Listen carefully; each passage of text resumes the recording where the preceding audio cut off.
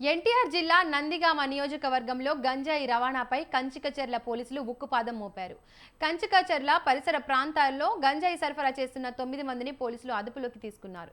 పట్టుబడిన వారిలో 4 మైనర్లు ఉన్నారు. పక్కా సమాచారంతో దాడులు నిర్వహించిన పోలీసులు 5 కిలోల గంజాయి, 40 సెల్ ఫోన్లు స్వాధీనం చేసుకున్నారు. గంజాయి అక్రమ రవాణాకు పాల్పడితే ఉపేక్షించేది లేదని ఏసీపీ తిలక్ హెచ్చరించారు.